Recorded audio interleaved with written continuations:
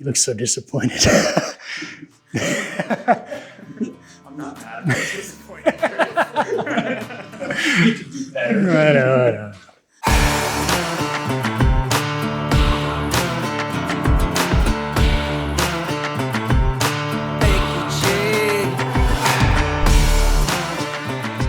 Hi, I'm Chris Wolf, Niner Bike's e-bike category manager. Today, we're going to unbox and build this brand new WFO E9. Initially, when you open it up, you'll want to make sure that you remove the charger and small parts boxes. And we're getting this thing out of the box.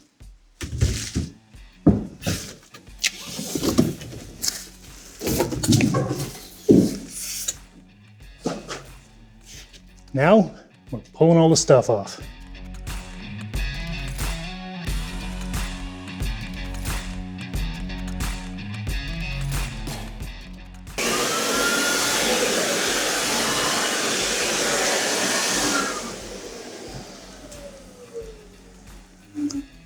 The next step will be to install the handlebars.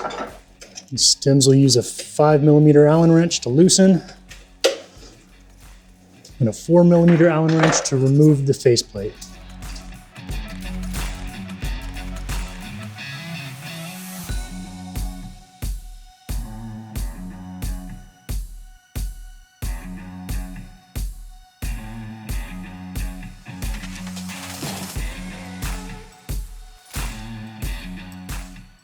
With the handlebar secured, you'll need to remove the right hand grip with a 2.5mm Allen wrench so that you can install the shifter and the rear brake.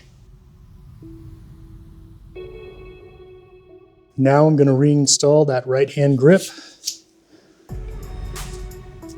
to roughly 3 Newton meters. I like to keep the levers and handlebars slightly loose so that we can figure out our final riding position as we get further into the build. Inside of your bike box, you'll also find this smaller box. This is full of small parts that are going to be important to complete the build. We have a bag of random stuff. We've got our Yawid top cap for your headset. And we're going to need that to install, and then you can put a sweet bottle cap on top. We've got some tubeless valve stems. The tires and the wheels are tubeless compatible, but these bikes do ship with tubes installed. So you'll need to get these valve stems installed and get some tubeless sealant in there to get them better. We also have some reflectors for the government and some RockShox volume spacers in case you need to make adjustments to your Zeb fork. Have some cable management if you feel like you need to do that. And a big old stack of owner's manuals. Read them or don't, but read them. In addition to all of that, we have another box that has the Bosch 4-amp charger that you're going to need to get some juice in your battery. The 4-amp system is Bosch's faster unit, so be prepared to charge these batteries up a little bit quicker. Now I'm going to install the Yawid top cap. Knock that loose a little bit so that we can properly adjust the headset. And then tighten the stem clamp. This particular stem is an 8 Newton meter torque spec.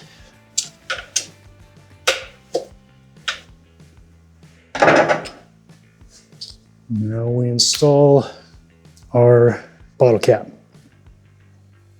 Your new KS Lev SI dropper post will come with this little cap on the bottom.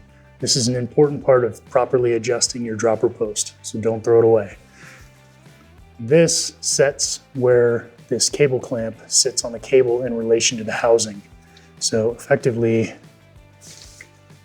you're fitting it in here, and then you tighten up the clamp with the set screw that lives in that clamp. From there, hooking it on and wiggling it around until it seats into the bottom of the dropper post. and then we shove it down into the post.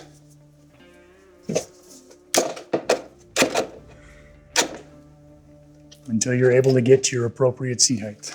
With any bicycle dropper post, make sure to be aware of the minimum insertion line. You want to make sure that that is below the top of the frame. And we torque this to 5 Newton meters, like most seat collars. And that'll get us ready to put the bike up in the stand. The next step is to install the front wheel. You ship with a stealth style maxle. It uses a 6mm Allen wrench.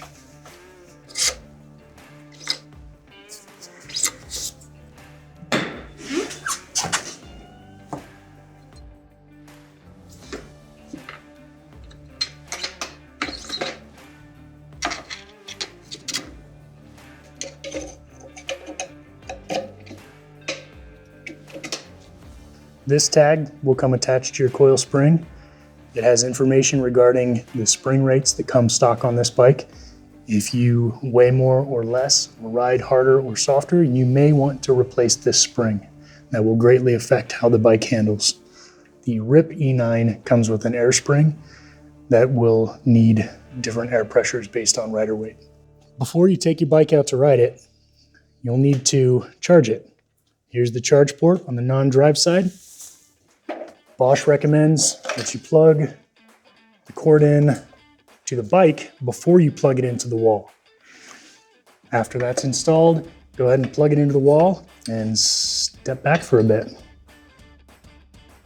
The battery cover for both the WFO E9 and the RIP E9 is held on the top with a pin. This is the locked position. To release it, push it up, and then 2 pins on the bottom that you'll have to disengage. Pull that, and then it comes right out.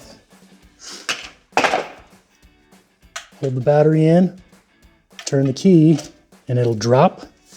And then there's a push button on top of the battery that allows you to remove it. You can charge the battery in or out of the bike by plugging your charger into the back of the battery.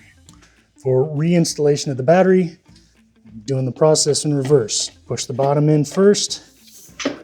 Once we get to this point, you'll need to turn the key to get it past that first detent, and then go ahead and push it the rest of the way in. To put the cover back on, engage the 2 pins on the bottom. Once they are properly engaged, the top pin should line up right where it needs to be. And she's together.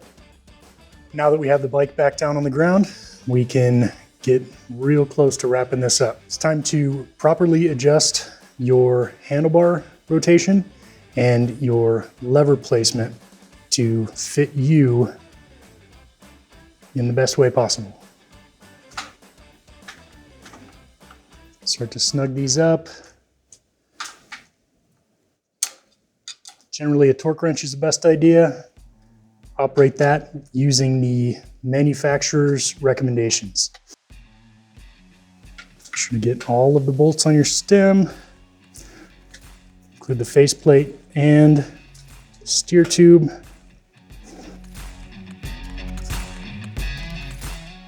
Your shifter and your brake lever.